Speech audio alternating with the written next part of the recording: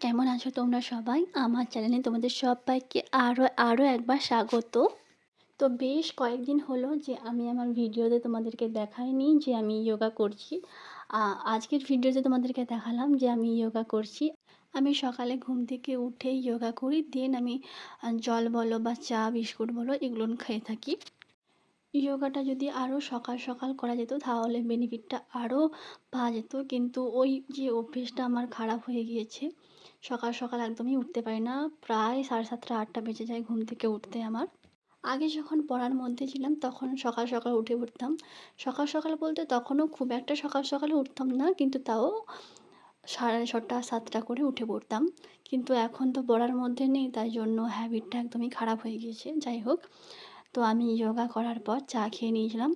চা খাওয়ার পর তো আমি একটা বই পড়তে শুরু করেছিলাম, আর বইটা পড়ার পর আমি আমার বিছানাকে বেশ ভালো করে গুছিয়ে নিয়েছিলাম। যেরকম আমি রোজকার দিনের মতো বিছানা পরিষ্কার করি, সেরকমই আমি বিছানা বেশ ভালো করে পরিষ্কার করে নিয়েছি। এখানে আমি একটা বেড কাভারকে বেশ ভালো করে পাট করে নিচ্ছিলাম। তার কারণ এই বেড কাভারটা আমি রাতে গায়ে দিয়ে শুই। এখন তো বর্ষাকাল পড়েই গিয়েছে, আর সবসময় ঝমঝম করে বৃষ্টি পড়েই চলেছে।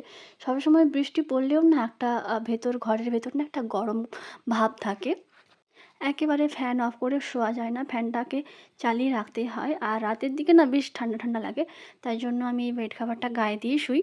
রাতে যেহেতু বেড কাভারটা গায়ে দিয়ে শুই আমি, আর সকালে ঘুম থেকে ওঠার পর যখন আমি বিছানা পরিষ্কার করি তখন একেবারে আমি এই বেড কাভারগুলো সমস্ত কিছু পাট করে বিছানাটাকে বেশ ভালো করে আমি পরিষ্কার করে নিই। আমি যে বেডশিটটা রাতের বেলা গায়ে দিয়ে শুই সেই বেডশিটটা তো একদম পাট করে নিয়েছি। আর যেটা বিছানাতে পাতা আছে ওটাও বেশ ভালো করে টান টান করে রেখেছি। তোমাদেরকে তো এর আগেও আমি আমার একটা ব্লগে বলেছিলাম যে বিছানার বেডশিট যে আমি বিছাই সেটাকে বেশ ভালো করে টান টান করে রাখি, কারণ ওটাই আমার বেশ পছন্দ। টান টান করে রাখলে বিছানাটা দেখতে বেশ সুন্দর লাগে। তোমাদের সাথে কথা বলতে বলতে তো আমার বিছানাটা একদম পরিষ্কার করে আমি গুছিয়ে নিয়েছি, আর বালিশগুলোও সুন্দর করে রেখে দিয়েছি। এখন যাব ব্রেকফাস্ট রেডি করতে। ফ্রিজ থেকে আমি আগে আটার যে ডোটা থাকে সেটা আমি বের করে নিলাম, কারণ ওটা ঠান্ডাটা কাটতে অনেকটা সময় লাগবে। আগের দিন তো মা আটাটা মেখেছিল রুটি করার জন্য, তার থেকে কিছুটা বেশি হয়েছিল, তাই জন্য রেখে দিয়েছিল ফ্রিজে। মা এখানে আমার জন্য আলুর দম বানিয়ে দিচ্ছে। আমি পরোটা হোক বা রুটি হোক যাই হোক কী দিয়ে খাবো, তাই জন্য এখানে আমি দুটো পরোটা নিয়েছি, আর কিছুটা আলুর দম, আর নিয়েছি কিছু টুকরো শসা আর দুকুচো টমেটো। এটাই আমার ব্রেকফাস্ট ছিল আজকে সকালে। আর সকালবেলা তো বেশ ভালোই মেঘটা ধরেছিল। মা আজকে বলল যে প্রত্যেকদিন তো ডাল ভাত বা সবজি ভাত খেয়ে থাকিস, আজকে মেঘটা বেশ ভালোই ধরে রয়েছে আর সকাল থেকে বৃষ্টি পড়েই চলেছে, তাই জন্য খিচুড়ি বানাবে বলল। তো আমিও বললাম যে হ্যাঁ, বৃষ্টির বাজারে বেশ খেতে ভালোই লাগবে, তাই জন্য আজকে খিচুড়ি বানিয়েছিল মা।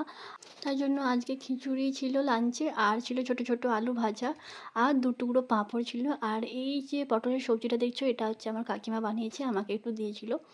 বিকেলে তো তারপর আমি প্রসাদ খেয়ে নিয়েছিলাম। আর আমার একটু বাইরে বেরোনোর ছিল, তাই জন্য রেডি হয়ে নিচ্ছিলাম। এই বৃষ্টিতে না একদম বাইরে বেরোতে ইচ্ছে করছে না, কিন্তু কী আর করা যাবে বলো, দরকার যখন বাইরে তো বেরোতেই হবে।